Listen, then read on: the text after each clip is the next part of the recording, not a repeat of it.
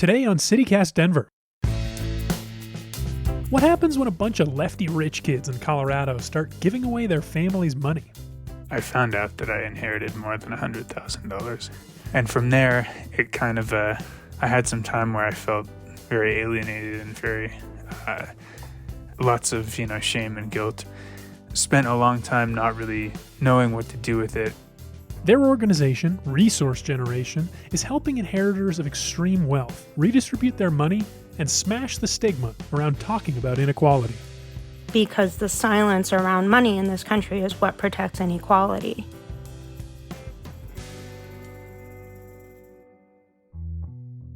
Today is Wednesday, June 23rd, 2021. I'm Paul Caroli, and this is CityCast Denver.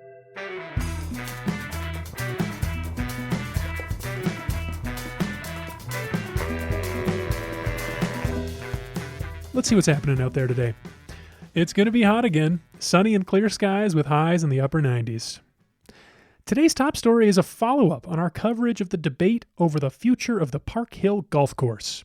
The Yes for Parks and Open Spaces initiative will be on the ballot this November, thanks to yesterday's certification from the Clerk and Recorder's Office. That means all Denverites will have a vote on the proposed redevelopment of 155 acres of open space in Park Hill. But remember, this was the initiative former mayoral candidate Penfield Tate was pushing for on our show a few weeks back, and his group opposes any redevelopment. So before you vote, go back and listen to his episode and the one with the developers who own the land so you can make an informed decision. Governor Jared Polis has been touring the state recently, signing new bills from the legislative session in a series of scenic press conferences. We've already talked about a bunch of these bills already, like the $5.4 billion transportation bill Denver Post reporter John Murray broke down on the show the other week. Polis signed that one under a bridge near I-70.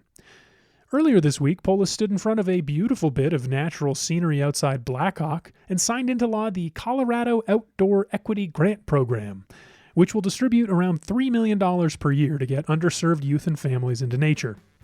So next year, hear me out, lawmakers, I challenge you to pass a juggling while skydiving act. Good luck, Governor. America has a problem with wealth inequality, and the pandemic made it even worse. It's obvious when you look at the ultra-rich, like Elon Musk, who saw his net worth more than triple in the past year and a half to a staggering $156 billion. But here in Denver, it's a little harder to see, and even harder to talk about. And what's harder still is trying to figure out the right way to do something about it. Does living room with couch and some coats on the wall and whatnot work, or should I go sit in my car? Living room with couch and coats sounds great. Raisa Slutsky-Moore is a kindergarten teacher, and my other guest today, Neil Feldman, is about to start grad school. Each of them is also an heir to a Colorado family fortune. I invited them on the show today to talk about their work with the Colorado chapter of Resource Generation, a national nonprofit that helps young people with access to extreme wealth redistribute that money to people who need it. And you know what? After the murder of George Floyd and the growing inequality from the pandemic, more young people are flocking to Resource Generation than ever. Neil, Raisa, welcome to CityCast Denver. Thanks, Paul, for having us. It's good to talk to you today. So I think to start, we really need to understand what Resource Generation is. Raisa, I wonder if you could explain briefly, what is this organization? So Resource Generation is a multiracial membership community of young people with wealth and or class privilege who are committed to the equitable distribution of wealth, land, and power. And so that organization is focused around helping young folks redistribute that wealth and step into the power, and also use all of the little class privilege strings that we can pull as we move to a world that ultimately gets rid of those unfair systems that we benefit from. And I want to be really specific about the fact that the people who are drawn to Resource Generation are not necessarily representative of the demographic of who has wealth in this country. So you got a couple of queer Jews here, and newsflash, the people running this country are not all queer Jews, although it would be very entertaining if they were. Only not because wealth inequality is awful. But so you get in Resource Generation spaces, you get a whole lot of people who were socialized as women, you get a whole lot of Jewish folks, and you get a whole lot of queer folks. And I'm talking like 50% of a resource generation conference about is queer. And that does not represent the white men who have most of the money. People of color are also overrepresented in RG. They're still a minority because honestly, like, racialized capitalism is racialized capitalism. And you two are members of the Colorado chapter of Resource Generation. And the members are maybe they're future inheritors of wealth, or maybe they've already inherited wealth, or maybe they're people who are making great gobs of money. I would love to hear a little bit about each of your journeys to this organization. And Neil, maybe we can start with you. When did you realize that this kind of thing was something you wanted to pursue? It was like fairly intuitive that I knew growing up that our family like had access to more than what we need. But I don't think I really realized the extent to which we had been hoarding wealth. So I guess my story kind of starts when I turned 21, when I remember my mom drove me to Charles Schwab in Cherry Creek. And I just remember like getting in the car and not really knowing exactly where we were headed. And just all of a sudden we're walking into this building and they're, signing this big sum of money into my name. I found out that I inherited more than $100,000. And from there, it kind of, I had some time where I felt very alienated and very, lots of, shame and guilt.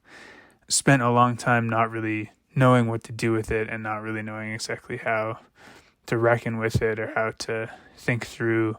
And through the process, then I found Resource Generation a few years later. Raisa, how about you? How did you come to Resource Generation? I, similarly to Neil, had vague awareness growing up that my family was super comfortable. And after college, I was working and living in North Philly in a community organization. And whenever I would go home, I just emotionally crashed.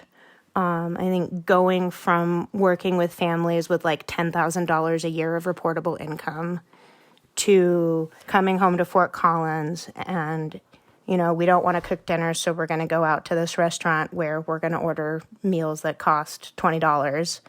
It was a lot. After a while, I decided to move back to Fort Collins. And so I got in touch with the Colorado chapter, and that support has made such a life-changing difference to me. Through Resource Generation, I have moved into being able to talk to my folks about that. I was able to ask them how much money they had for the first time and get an idea of what was involved in their business and what was stuff that my mother had inherited from her parents, and start to be able to really interact with that. One thing I read about Resource Generation is that there's some effort made towards directing money to the people or to issues or causes who are harmed by the accumulation of that money in the first place. Neil, how do you think about that through your participation in Resource Generation? One of my grandmother's side of our family, who's not Ashkenazi Jewish, came from Norway to North Dakota. And of course, like they were living in rural North Dakota, you can be pretty sure that they had a role in the ongoing settler colonialism in that part of North Dakota.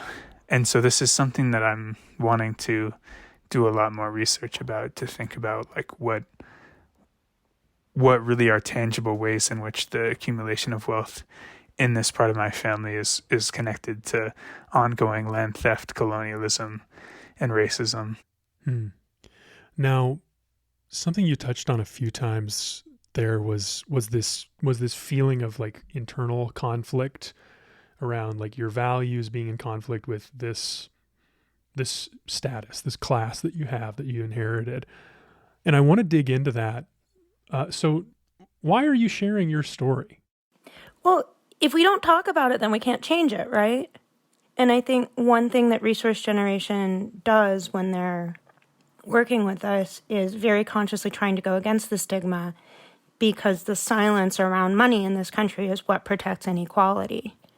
Not talking about it means that people don't know how bad it is, and if they really knew how bad it was, like, they wouldn't stand for it. Like, there's a reason that employers don't like their workers to talk about how much money they make.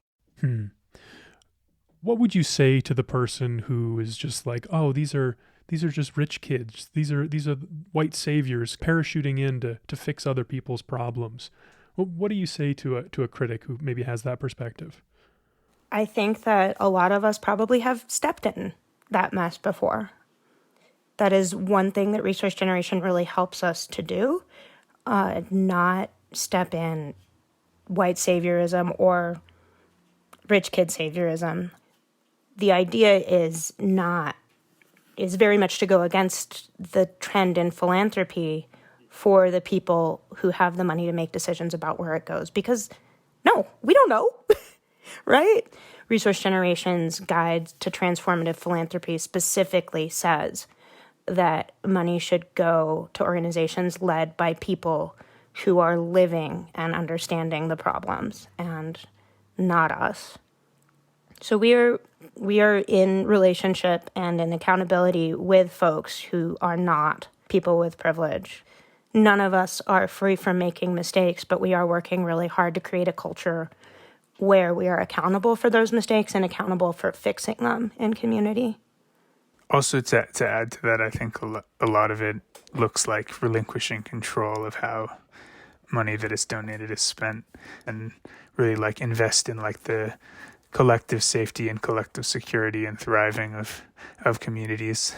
And that things like that are things that I think are tools to really rethink how we can do our work without falling into the traps of white saviorism or class saviorism. Yeah, I'm so glad you brought that up, because as I was preparing this, I couldn't help but think about Andrew Carnegie. Like I'm kind of a history buff, and I know Andrew Carnegie like gave away tons of money to set up libraries across the country. We have one here in Denver. Well, it used to be a library. Now they call it the McNichols Building downtown, and it's just this big opulent library. And I think when people hear that, they think like, oh yeah, that's great. But then maybe don't also take the next step to, if you pay for the library, you get to choose what books are in there. Like you get to choose what people read and like what they think about, and further propagate this system that made you into Andrew Carnegie. It's like it's philanthropy is like such a mechanism of this of wealth that it's not often recognized as such. While we're talking about Denver, I kind of want to hear more of the local angle on this story. I saw that resource generation nationally has grown during the pandemic as people, recognize their wealth and power and class and all that. How has all that played out for you all in the Colorado chapter? So honestly, Paul, we're not doing super well. What has happened, there's been an increase in initial interest in resource generation. But a lot of what was happening during the pandemic is that a lot of those of us who were already involved in the chapter were kind of getting pulled into other projects. The Colorado chapter is pretty small and has not been able to take advantage as well of that increase in momentum, but we are working on it now. So I've got one last question for you all, and it comes from just an observation. Like I've seen in the last year and a half, people all over the world really like have been affected so negatively by this pandemic. Like so many people have died, so many people have lost their jobs, so many people have like lost position, lost status, lost wealth.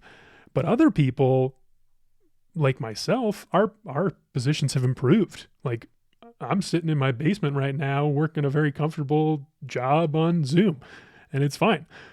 So what would you say to those people who are maybe finding themselves in a better position than they were in pre-pandemic and are feeling a little bit of this new class consciousness or a little bit of this conflict? I would agree that it's been increasingly difficult to ignore the disparities in our country these past few years. A lot of people have been wanting to make changes in that, and I would add, on top of redistributing what you have, because moving money is good, really emphasizing that we also have political clout. We can organize against these systems. And, if you don't want to be all alone on your big comfy boat while everybody else is struggling, then come on down. Or you can take your boat apart and build a few cool things for everybody, and maybe even have a party on them. Or if you want to stay on your boat by yourself, okay, it sounds awful lonely. But I guess I would also add, we're coming for your boat. All right. Raisa, Neil, thanks so much for joining us on CityCast Denver. Thanks, Paul. Thanks, Paul, for having us.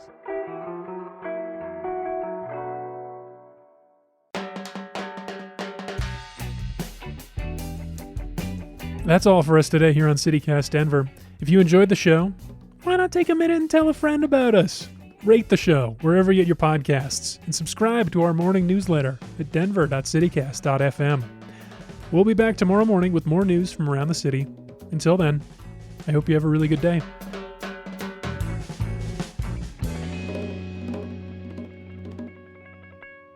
It's going to be hot again. Sunny and clear skies with highs in the upper 80s. Nope, 90s.